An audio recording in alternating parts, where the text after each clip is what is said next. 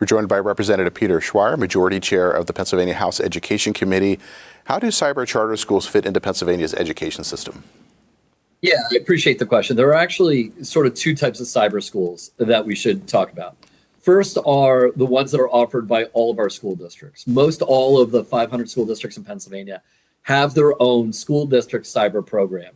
Some of them will do like a collaborative thing, maybe an IU will provide it, but ultimately it is a school district run cyber program, which are incredibly effective and very, very good to make sure that kids that have anxiety issues or have other concerns are able to access education without falling behind.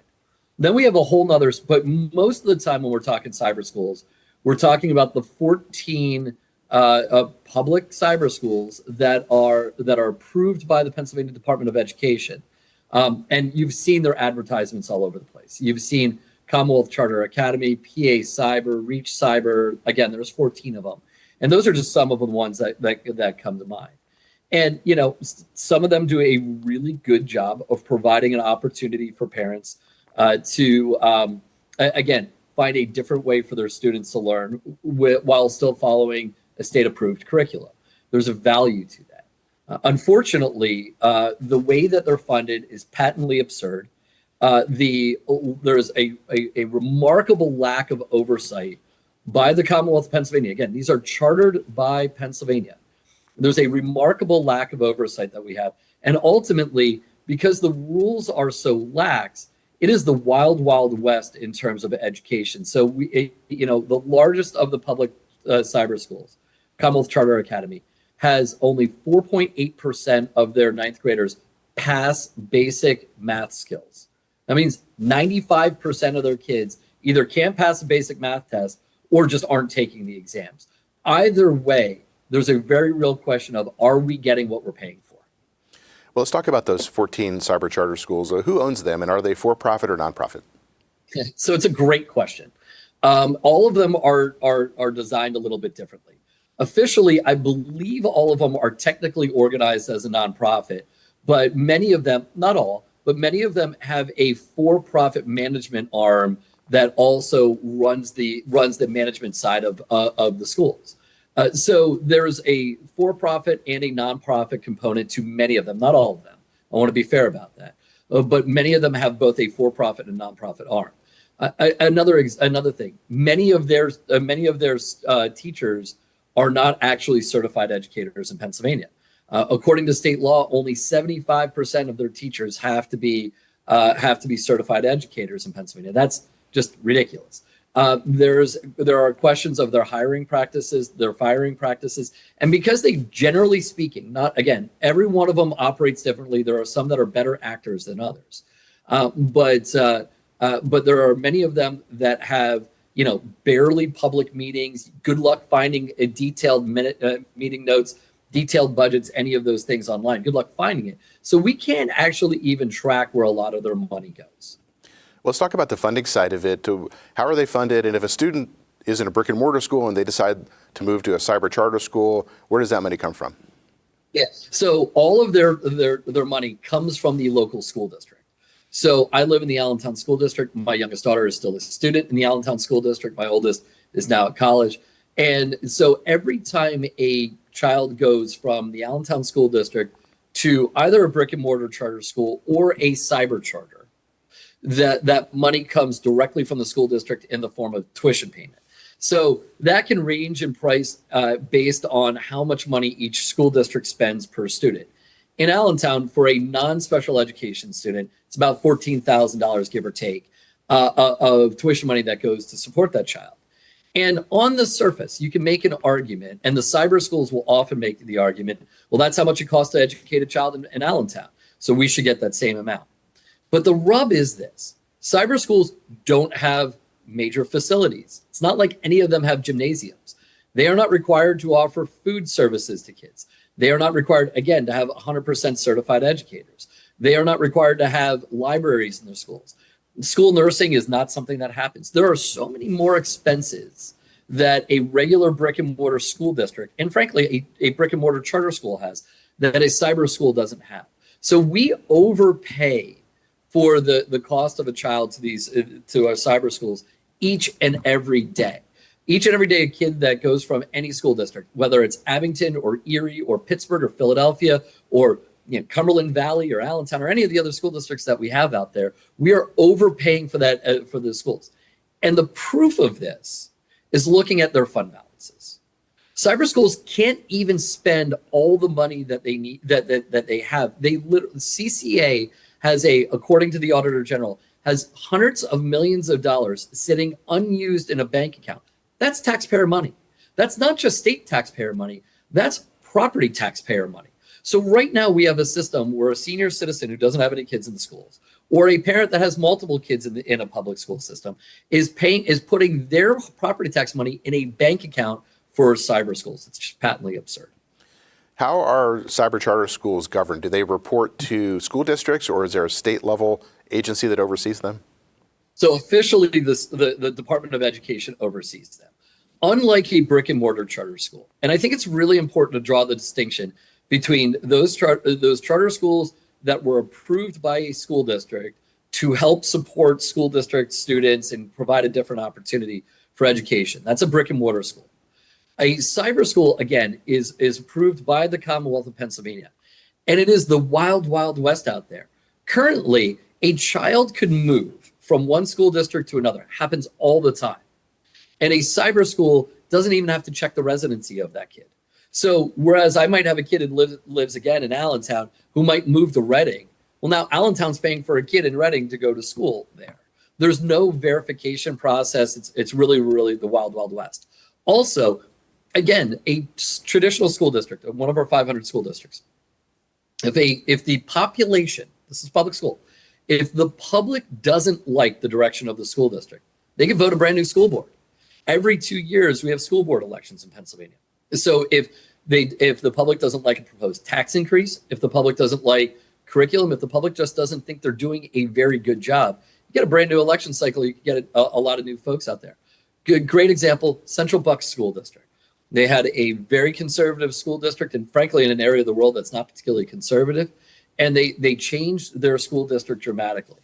And so the public had a chance to change the direction of that. The public does not have the chance to change the direction of a cyber school.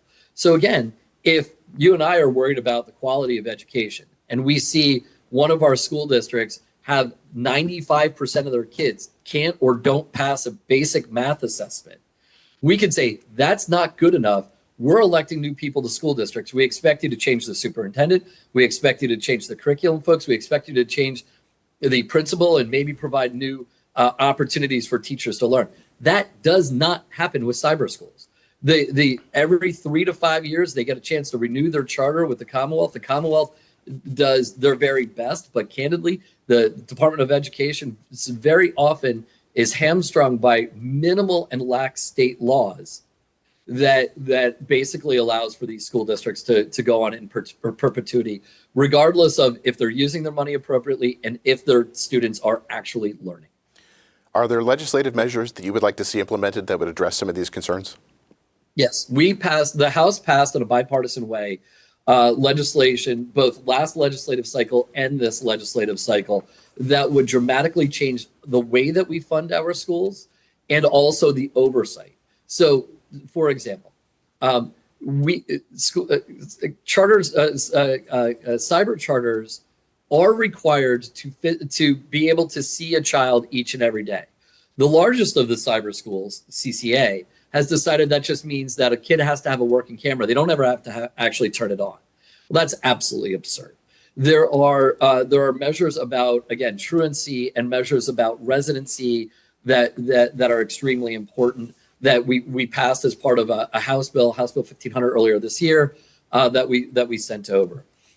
There are significant financial measures that we should take. Now, we did make some changes last year to curtail the special education overbilling that was happening from cyber schools to school districts. But we really need to create a statewide rate for our cyber schools. Now, I don't know if that's going to happen in this budget. We're still arguing over the details, but there is wide recognition that we are paying for things that the cyber schools are not actually providing. They don't have football teams. They don't have theater programs. They don't have those expensive, extracurricular activities that are so very important for the overwhelming majority of our children to have access to. So we need to stop paying for that. So those negotiations are ongoing. But I have to tell you, the part that we really haven't gotten our arms around yet, that we're really working on right now, is the fact that there is it appears to me that there is a preponderance of children who happen to be enrolled in a cyber school that are at risk of abuse, whether it's physical abuse, neglect, emotional abuse, sexual abuse. And I say that there's an appearance of that. And I'm not blaming the cyber school per se. I'm not saying any particular cyber school is creating this environment. But the environment of cyber education means there aren't adults that are looking at kids. In Lehigh County, my home county where I live, and in a town just 2 towns over from me, we had 2 teenage boys that were 14 and 15 or 15 and 16 years old that were found emaciated when they left their home where they lived with their mother and their father. Well, mother and their stepfather. They were found by a neighbor weighing in 75, 85 pounds. I mean, these kids were malnourished to the point of near death, of starvation. They were cyber students. Now, it's not exactly the cyber school's fault. They were not the ones that were malnourishing their children. It appears that their parents were, and their step-parent were. But because when you elect to send your kid to a cyber school, there's no lunch person that's looking at their kid. There's no security guard or school resource officers. There's no principal, guidance counselor, school social worker, or teacher that really lays eyes on that kid. When I send my daughter to her public high school, all of those folks get a chance to lay eyes on my kid. And so if there's a bad day, they know it. That doesn't happen in cyber education. So we are working on legislation right now. We have a co-sponsorship memo out, and it is being vetted by both the Department of Education and the Department of Human Services as we speak. And we've had input from the DA's Association and public educators and crime victims advocates and principals and all kinds of folks that are looking at this bill to try to create a more robust system to make sure that if a child is enrolled in cyber school, there are more and more wellness checks on them, that there's a process by which if a child if it's abundantly clear that the child is malnourished or sexually abused or emotionally abused or in harm's way, that there is an action that will be taken to make sure that that kid is safe. This is extremely important to us. These systems already exist for both public school and public charter, brick and mortar charter schools. They are not spelled out in law for those kids that are at CCA or PA Cyber or REACH or any of the other public cyber schools. And so we absolutely have an urgency of doing it. We're working very, very hard right now to create a robust system that will include, again, everything from wellness checks and check-ins to crisis intervention and all of the other things that need to happen. This is extremely important. And really, when I became chair of education, we started looking at the cyber education. Again, this is a state program. This isn't, I can't blame 500 school districts for this. This is our fault. Collectively, the Commonwealth of Pennsylvania is failing cyber students by not putting safeguards into place. And every time we peel back another layer of the onion, there's something else that is just absolutely very concerning. And so we're taking this issue extremely seriously. We've seen remarkable change in legislative interest. Republicans and Democrats are coming together and having honest conversations about cyber education. House and Senate is coming together and having honest conversations about cyber education. And honestly, I think that we've moved the needle forward, but there's still so much work that needs to be done to make sure our kids are learning, are safe, and that our taxpayers are actually getting what they signed up for. We've been speaking with Representative Peter Schweyer, Majority Chair of the Pennsylvania House Education Committee. Representative, thanks for joining us. My absolute pleasure. Thanks so much.